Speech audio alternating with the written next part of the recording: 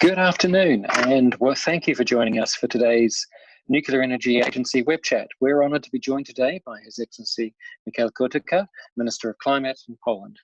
Minister Kurtyka will be in conversation with NEA Director General William D. Magwood IV. People from around the world have registered to take part in this event. To ensure a stable connection, and considering the large number of attendees, your video and audio functions have been disabled. You can still actively participate in the discussion by expressing your views, sending your comments and asking questions via the chat feature. Chats are sent to all panelists, not to all attendees. If you experience any technical difficulties, please try the chat function or email Marie-Laure Perra. Her address was provided with your Zoom link email message. You can also join the webinar via telephone. The international numbers are available in the same email message. The webinar is being recorded and will be made available on the NEA website in the near future. It's now been my pleasure to give the floor to Mr. Magwood. Well, welcome to everyone online today. It's a pleasure to have you for this web chat today. And I'm very pleased to be joined by His Excellency Michał Kurtyka. Mr. Kurtyka has a very distinguished and diverse career. In 2016, as Secretary of State at the Ministry of Energy in Poland, he was directly responsible for technological development and introduction of innovations in the energy sector. He's also responsible for implementation of the climate and energy policy in the fuel and gas sector, as well as international relations with countries and international organizations. In April of 2018, he was appointed to the position of representative for the presidency of COP24, the UN Climate Summit in Poland, and in December 2018, he became president of COP24. In July 2018, he became Secretary of State at the Ministry of Environment. And in November of 2019, he was appointed to his current position as Minister of Climate. And before the end of 2019, he managed to even preside over an IEA ministerial. So, Minister, welcome. It's a very great pleasure to have you. And I am always pleased to speak to a Renaissance man. You have both advanced studies in physics and in economics and in business management. So if there's anyone who can help us sort through this climate complexities, it certainly should be you. And in that respect, your country has been at the forefront of looking at a lot of diverse options when it comes to energy supply. And I was very interested to see the draft energy policy of your country, Poland's Energy Policy 2040. And maybe that's a good place to start today. Why don't you talk to us about the energy policy and where you see things moving? Dear Bill, thank you very much. And I'm very happy to be part of this seminar. And I would like to thank you very much, you, Director General Magwood, for organizing and for inviting me. I feel honored. And for a country which does not have any nuclear power, be part of this seminar is also symbolic and important, as we see an important element of our future linked with nuclear energy. This is why I would like to thank you very much for inviting me to speak about it. Traditionally, for Poland, which is a country of 40 million people and a booming economy since couple of years, one of the key issues is energy security. We consider our energy choices through this lenses of preserving and enhancing the energy security of Poland and of European Union. Then, as I said, for a country which is rapidly industrializing and developing, keeping energy cost at a competitive level is a must. And then last but not least, you mentioned my past and my current position, which is linked with climate and the fact that nuclear energy plays a very important role in getting us to climate neutrality, and it has been and to cleaner energy, and it has been recognized in various reports. So all this being taken into account, Poland wants to develop its nuclear program, which is to make sure that by 2030 we started the construction, by 2026 to be more precise, and by 2040 to have 6 reactors operational in Poland to provide baseload electricity for our zero-emission system, because we are right now in the transformation of our energy system. Our traditional conventional assets are reaching the end of its lifetime. We are also part of European Union, and very important decision of European Union to put forward a Green Deal at the heart of the European project and at the heart of the economic revival post-COVID. So our energy transformation is linked with nuclear energy, but is linked also with renewables. We want to develop wind offshore, as conditions on the Baltic Sea are extremely favorable for this development. And we are also continuing the development of local renewable systems. We have around 200,000 prosumers, so people producing and consuming at the same time energy, which is mostly for them produced from photovoltaics, rooftop photovoltaics, and we added 100,000 prosumers last year. So there is a very vibrant energy environment here in Poland, and the one which is moving forward the system, and which, by keeping the conventional baseload for as long as it is necessary for energy security, we are also building on top a new zero-emission system, of which nuclear is a very important part. You led off with the mentioning of energy security. I think this is a very important aspect of the conversation today. When you were looking at the energy policies in the context of 2040, how big of a role was energy security in the national discussions? Was that the most important aspect of it? How would you characterize how energy security played in the overall conversation? Well, when you are discussing about the 3 elements, which is energy security, industry competitiveness, and public acceptance, all the important, and they are met within nuclear energy context. What is extremely important is that we see the transformation of our energy system also in the light of decreasing dependence on imports of hydrocarbons. So this is also an element of enhancing the trade agenda. But it's also we see nuclear energy and energy security it provides as a building block for baseload capacity, stable production of electricity for industry and our households.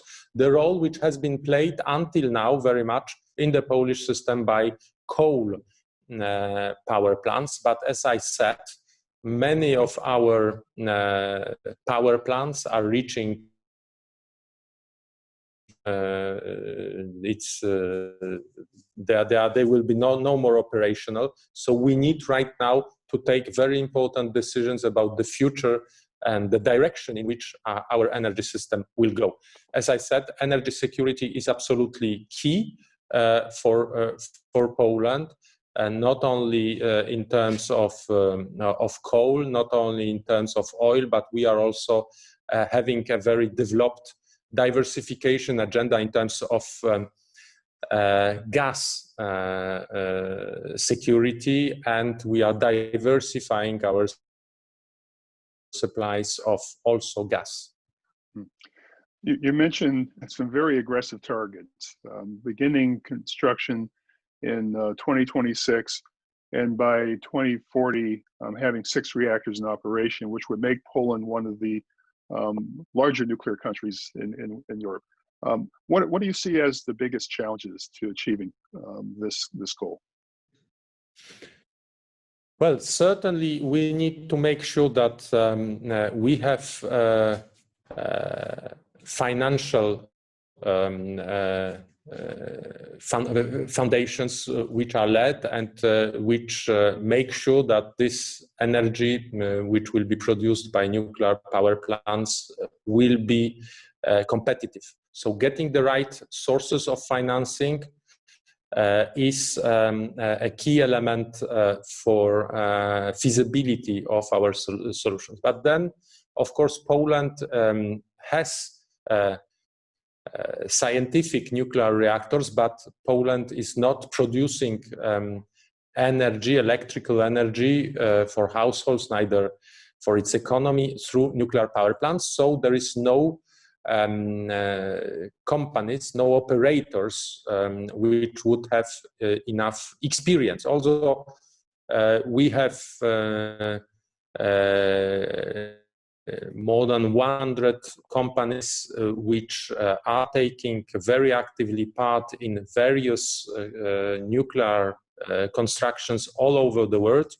And so there is an industrial base on which we can develop, but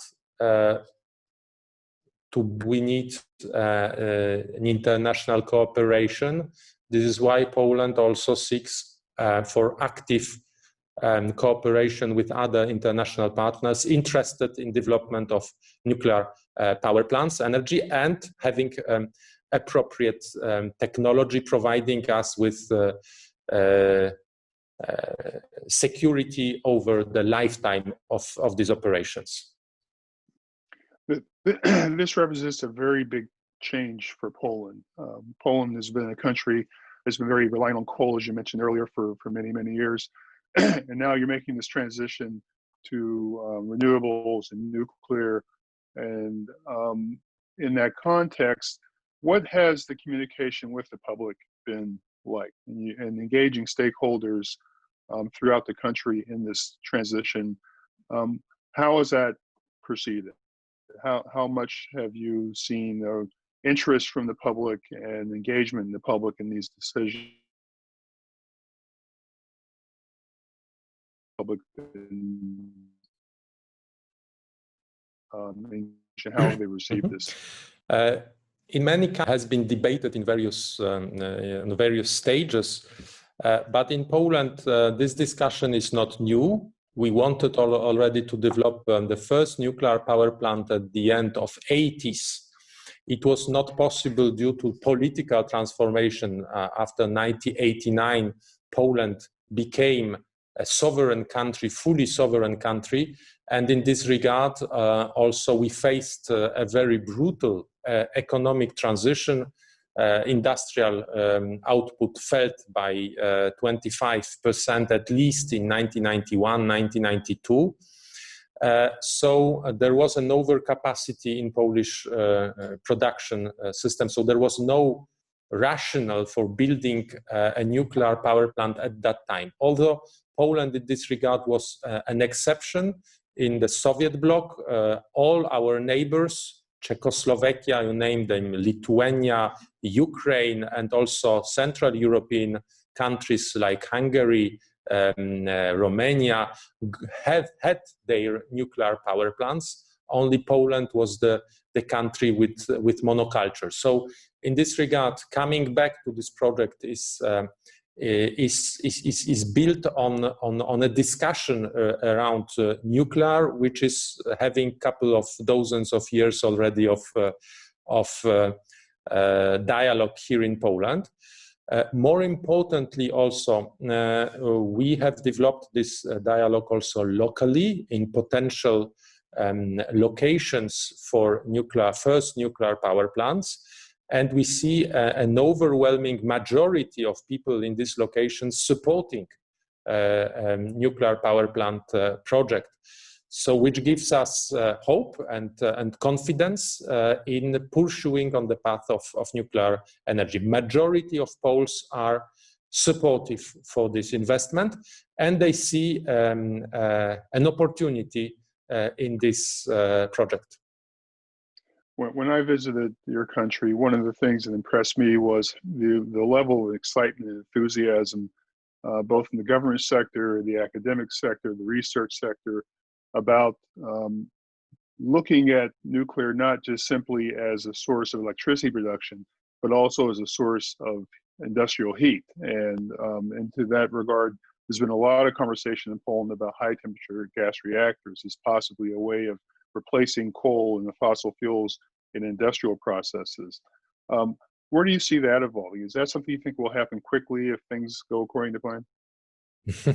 Indeed, thank you very much, Bill, for mentioning this. Nuclear has many faces. One extremely important is big, large reactors, which are providing with competitive energy and stable energy, electrical energy, but we looked also on the side of smaller reactors. And in this regard, particularity of Poland is a very rich, very developed chemical industry. We have lots of fertilizers, lots of petrochemical industries, and they were built during the last 40, 60 years. And again, in many of them, existing power plants, industrial power plants, in many cases, this is power cogenerating plants, are also at some point during the upcoming 10, 20 years to be replaced by a new technology. In this regard, we looked very carefully at technology of HTGR, so high temperature gas-cooled reactors, as it provides both heat and electricity, and combining two products makes these small reactors competitive, because the biggest problem for smaller reactors is economy of scale. And indeed, one of the, let's say, hope of the nuclear society is to get through this scale effect by modularizing these reactors and by having them produced by series. The other solution, which is also possible, which is the one we are looking at, is to get two products being produced at the same time. And HTGR has this particularity that it produces heat at the temperature of 550 degrees Celsius, which makes it particularly well suited for the needs of our chemical industry. It's something that in the nuclear sector we've talked about for many years, and the technology seems to be there, ready to go. I think we've been looking for is the economic story to go with it. And I know in the past, when I've been involved in looking at HTGR technology, people have often focused on the electricity production aspects where it can be very efficient. But probably in the near term, I suspect that industrial heat is where it will be needed first. So we'll be watching that with a great deal of interest. And I think it's very important that Poland has focused on this aspect of this technology, because what we find is very often the discussion about industrial heat, which is, you probably know the number better than I do, about 30% of all industrial carbon emissions come from industries like chemical and fertilizer and industries like that. And that doesn't get much conversation around the world. And if you're trying to solve the climate issue, you have to deal with these. And now that you're Minister of Climate, you must have some thoughts about not just nuclear, not just electricity, but really this bigger picture. I'd be really curious to hear your thoughts about this bigger picture in the context of how do we achieve these goals, and how will your ministry be leading Poland's part of this effort?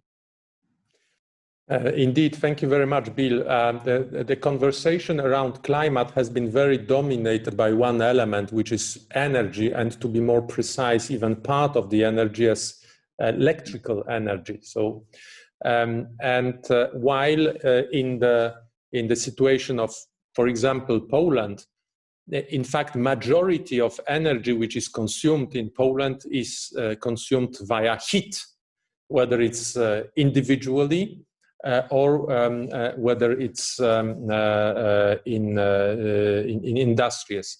So we have to take into account the entire picture. We are not talking anymore about energy and climate policies, which has been developed in the beginning of 2008, adopted by European Council.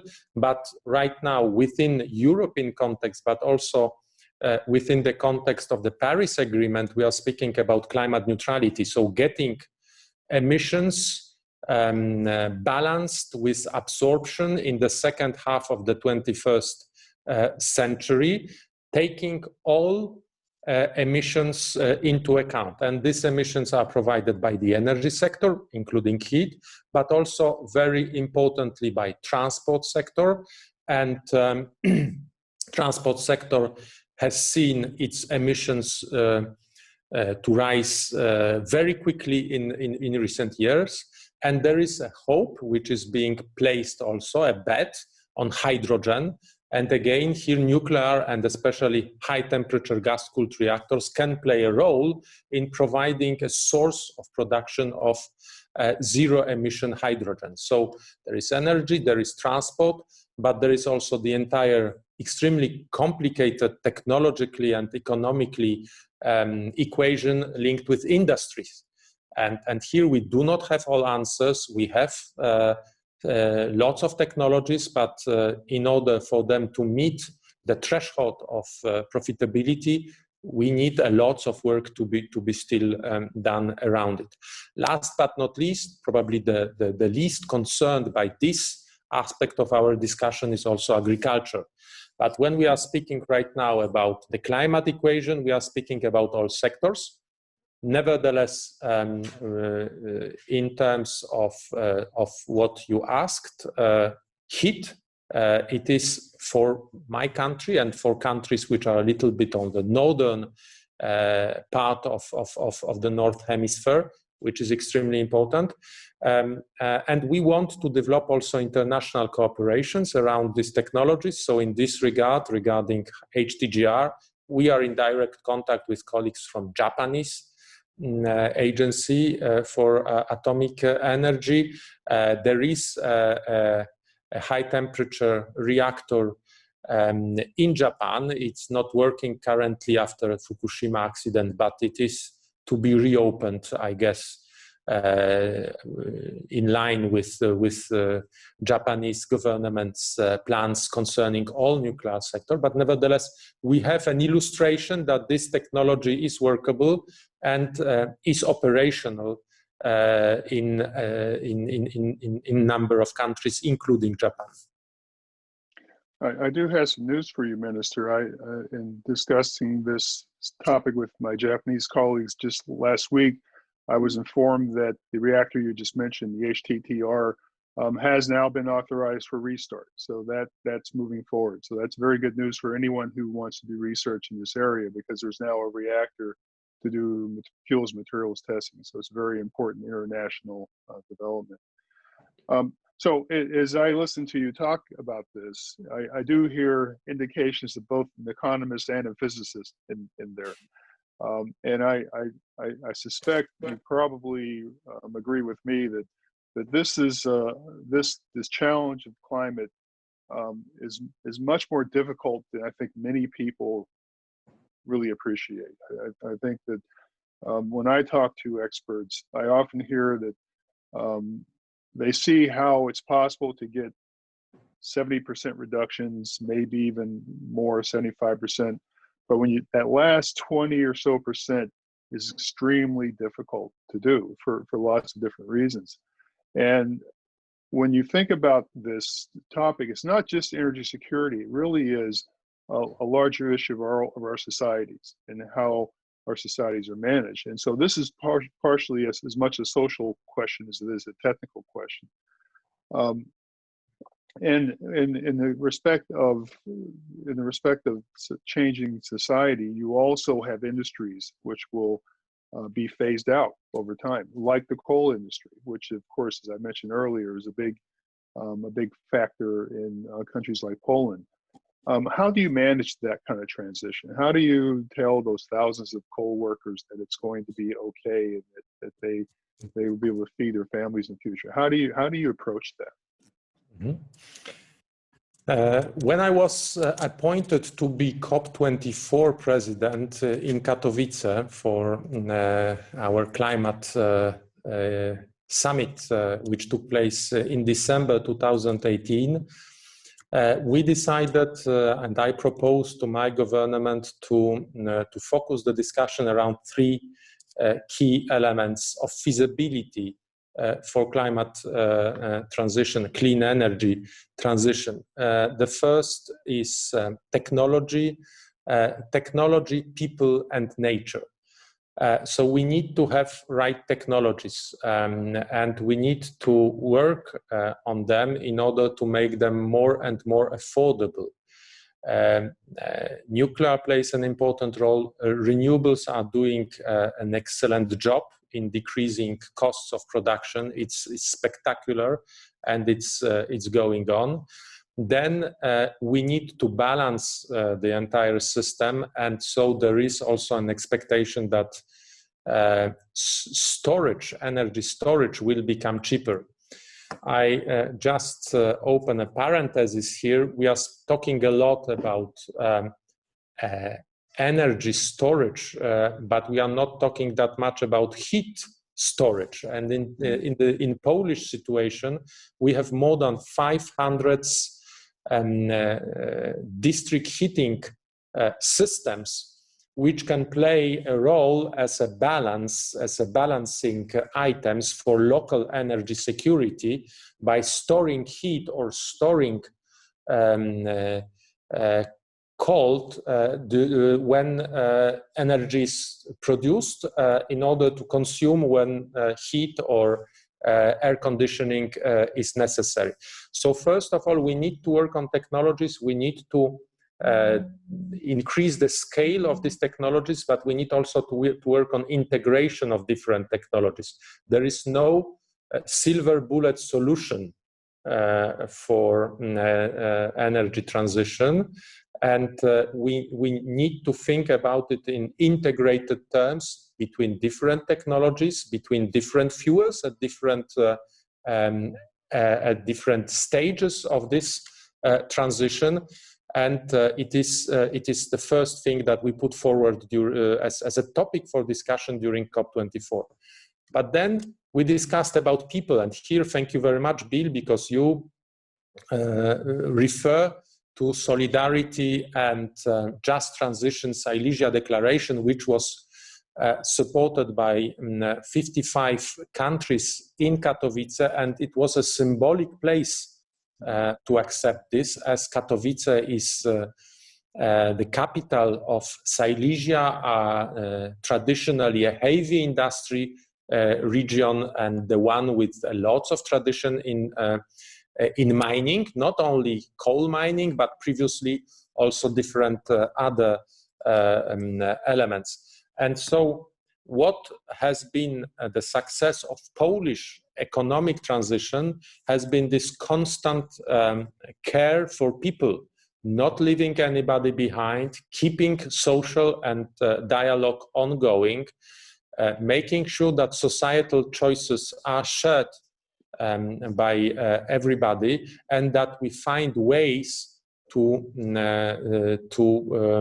alternative jobs if the ones that are to be disappeared occur in the same region. And we had hard lessons from our recent history, as for example, not so far from Silesia, the region of Wałbrzych, again a very industrial, traditionally, historically, since hundreds of years, an extremely industrial region, and lots of skilled and very well educated people.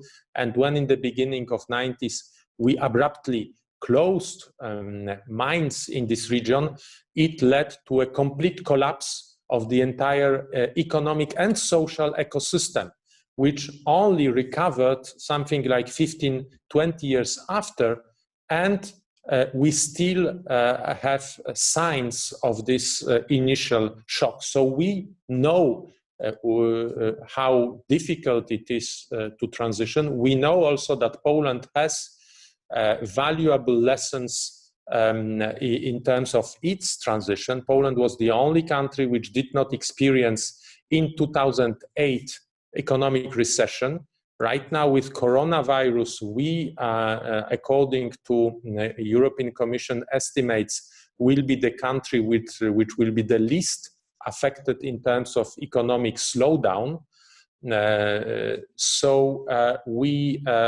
economy, Polish economy is rich with millions of entrepreneurs, skilled, fast, adaptive. This is our strength. We want to preserve it, but we must create appropriate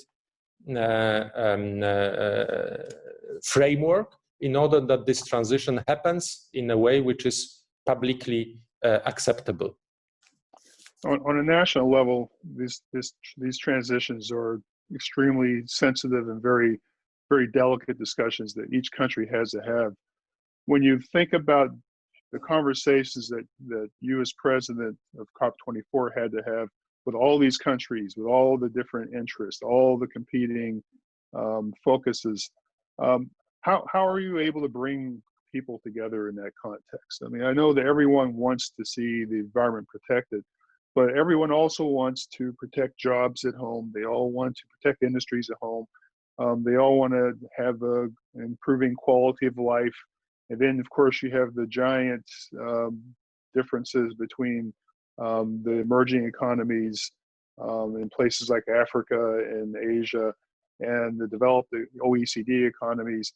How do you, when I look at these as an outsider, I'm not participating in COP24 or other COP discussions, but you as president, how did you bring everyone together? How do you reach common ground? Thank you very much, Bill. I think I'm very proud of this, but not only of COP24. You mentioned I had a historic opportunity to manage in December 2018 Global Climate Summit, and in 2018 and in December 2019 IEA Energy Summit. And in both cases, we reached historical successes, because in Katowice, we managed to negotiate Katowice rulebook, which is the last document which has been accepted by the document of this magnitude accepted by international community in terms of climate policy. And in 2019, in December, running International Energy Agency ministerial meeting, we managed to get everybody on board, all countries accepting final communique, which did not happen since 10 years previously. So in energy and climate field, we have achieved historical successes, and I'm very proud again of being part of this discussion. And I think that, first of all, it wouldn't happen without goodwill of all actors involved. It seems obvious to say that, but we need multilateralism is built around shared goals, about loyalty and about common acceptance of, yes, we want to achieve a result. And we have created, Polish presidency created a space in which all these goodwills could have been expressed, but nevertheless, it was the success of all members of this discussion. So we need goodwill, we need transparency, and we need leadership. We need to show the way. We need to work together with people. We need to be transparent about what are the obstacles, what are the stumbling blocks, and be very frank about the difficulties that we encounter. And I think that it is rare that within 1 year we could have achieved both a success in terms of climate and energy policy. But I think we can repeat this kind of exercises in many other places, provided that we combine transparency, goodwill, and leadership for the next occasions. You've highlighted the success at the political level, but I often wonder if at the practical level we also have that level of success and camaraderie. For example, the power sector sometimes seems, oddly enough, to be on the outside looking in at these processes. Do you feel that the power sector is fully engaged and is fully part of the conversations in the COP processes and other processes? Well, the power sector is, I think, being very much convinced by feasibility, technological feasibility, and economic profitability. If there are technologies which are workable, then industries are interested in getting them on board. Then it's our role as governments also to create public acceptance and also to hear to people what they are expecting of energy transitions, because there are many transitions in many different countries on many different continents which happened. The challenges are very different in Africa, which needs electrification, and when there is still hundreds of millions of people without electricity, and it's a very different challenge from European Union, where you have lots of old power plants which can be replaced, and then it's much easier somehow to speak in this context of new technologies. It's not the same also between US and Asia. In US, we have an abundant source of cheap electricity, which is provided by gas, and which helped US also to decrease emissions quite substantially. Different challenges linked with transition in many countries industrializing, and so there are different challenges. But I think ultimately that industries will be looking very much to the essentials, technology, profitability, and more sources of financing. And here we see also a shift in terms of expectations of financial community about which projects, which energy transitions are favored by financial institutions. And this, in turn, is internalized by energy sector. Do you feel that those market signals are in place to set us in the right path for the future? Do you think the markets are there? Do you think that the incentives are there to make the right decisions? Certainly, the situation varies according to different countries. But I can see, for example, in Poland, where we have large energy entities which are combining different assets, distribution assets, renewables, but also conventional power plants.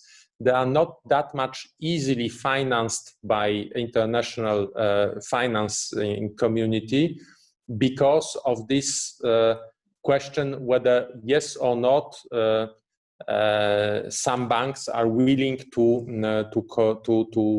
finance, for example, fossil fuel generation. The same, by the way, is being discussed at the level of European Union in terms of financing, and we are very much discussing also together with European Commission and with other member states how to make sure that this financing equation is not penalizing unnecessarily. One last comment from me, and give you a chance to respond, and then we'll open up to some questions from the audience, and that is, we now have less than 2 years to COP26, which will be hosted in Glasgow. What do you think the chances of success for that are, and what do you foresee happening over the next 2 years? And if you have some suggestions for the UK, which will be hosting COP26, please pass them along. Thank you very much. I think it's an extremely challenging task which UK has embarked on. First, we had quite a difficult COP in Madrid, a Chilean COP in Madrid.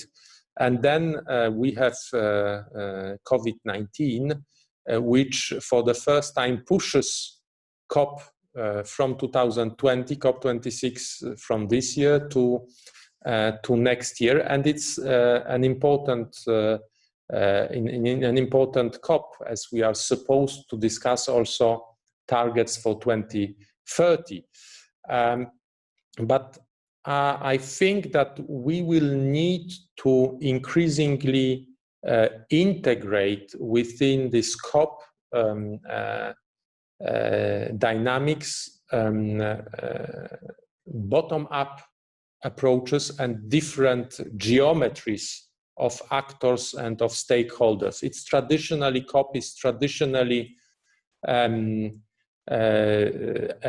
governmental process. It will be probably in the future more and more a stakeholder process, and the one in which different solutions, technologies, collaborations can be discussed and validated. So it will be more and more a question of how, and probably less that much a question of how much by all countries, as it is also one of the founding principles of the Paris Agreement, which is each states are responsible for their own energy and climate policies. But it is certainly an enormous challenge for my British colleagues. I wish them all luck, and I said to my British counterparts that we, within my ministry, we are very happy to provide them with lessons learned. I had the opportunity and the pleasure to run an extremely professional team of Polish negotiators and of Polish professionals dedicated to this issue, and I'll be very happy to share this experience with others for the success. Well, you've drawn a lot of questions from the audience, and if we had another 6 hours, we could probably get to half of them.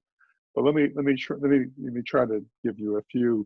A lot of interest in your discussion about Poland's nuclear power objectives, and so maybe the first question you can respond to is if you can just maybe give us a very brief update of the current status of the plans and what you're doing in terms of trying to find a way to finance these projects. Mm-hmm. Thank you very much. So as I said, we aim for 6 reactors. We would like the first one to be operational by 2033, and all these reactors should be built in the framework of national energy and climate plans. We are also willing to engage international cooperation around them. So it's an open discussion. One question that's a very long question. I'm going to try to compress this a little bit. But the essence is that the person asking this question believes that photovoltaics are really vastly cheaper than nuclear. The number this person gives, and I'll just give this person's numbers, is the photovoltaics cost between 2 and 6 cents per kilowatt hour. And then he says also wind power is between 4 and 8 cents per kilowatt hour. Whereas he sees nuclear as being significantly more expensive in his view. And asks the question, why does that make sense? Why should Poland build more expensive capacity if you can build just wind and PV and have less expensive? And maybe you can react to those numbers as well, if you like. Thank you very much. Poland experiences a photovoltaic boom right now. It has not been interrupted by COVID. We added last year 100,000 prosumers, and by May only we had 14,000 additional demands to support installation of rooftop photovoltaics. And so we are, month by month, we are registering new records in terms of photovoltaics in Poland. We have more or less 2,000 megawatts of rooftop photovoltaics and smaller photovoltaics installed right now. Within 9,500 megawatts of installed renewable capacity, this is already an important part, but also right now 1 in every 4 of megawatt of installed capacity within Polish system is provided by renewables. In February, when the wind was particularly strong, we registered 30% of energy consumed in Poland was provided by renewables, so photovoltaics and especially wind. But when we are speaking about energy security and when we are speaking about larger energy equation, it's not only the question of comparing how costly is to produce electricity by this or that technology at a given hour, but whether yes or not we can satisfy the entire spectrum of demand 365 days a week, 24 hours, whether sun is shining, whether wind is blowing or not. The consumption of electricity has become a civilizational must. We cannot from one second to the other stop elevators, air conditioning, cut hospitals or schools from electricity. So provision of electricity is a must, and it is of course more and more governed or driven by production of electricity, but is basically still driven by consumption patterns. And in this regard, it is extremely important to compare how are we able to satisfy the entire equation with this or that kind of technology. And again, there is no silver bullet. We need to find the right mixture of different technologies. Photovoltaics has its place, but stable nuclear has its place as well. And I think that also we can discuss about the cost. When you mentioned 2 to 4 cents for megawatt hour or kilowatt hour of photovoltaics, it will be probably today rather linked with Southern Europe or Southern countries. In case of Poland, average photovoltaics can work 1,100 hours yearly. So we still have more than 7,000 hours to be filled during the year. And we are also looking at different experiences of how costly it is in different power plants to produce electricity by nuclear power plants, and it varies enormously from country to country. it is depending very much on the ability to construct on time, on budget, and also very much, as I said from the beginning, on the cost of capital. I appreciate your answer, and I think we could have a 2-hour discussion just on this topic. And I'll also add to your comments that you have to look at the overall cost of the system, what we call system cost, which often get underestimated, and when people quote numbers. We're just about out of time, believe it or not. But let me ask one last question. If you could give us a very brief answer, I'd appreciate it. And that is from a countryman of yours who no longer lives in Poland because after earning his engineering degree, he left Poland to find nuclear work elsewhere. And I think this person would love to come home to help with this. But is asking the question: how are you going to? Where's the competency going to come from? Where are you going to get the trained people to work in the nuclear industry over such a short period of time? Perhaps you could give a very brief answer to that. This is indeed a challenge for the entire nuclear industry in the world. We have seen experiences of number of nuclear power plants built in recent years, which suffered from lack of enough trained specialists. So this is why if we want to take this challenge, we need to do it on international basis, to combine with different partnerships, and to make sure that people who will be trained within one area will be able in one country during the construction of one NPP will be able also to be employed in another one. And especially now when we are increasingly taking care of security, it is the construction process has become more complex, and we need to make sure that we have enough specialists all over the world. So this is not only a Polish problem, but this is a challenge with where all nuclear community is facing.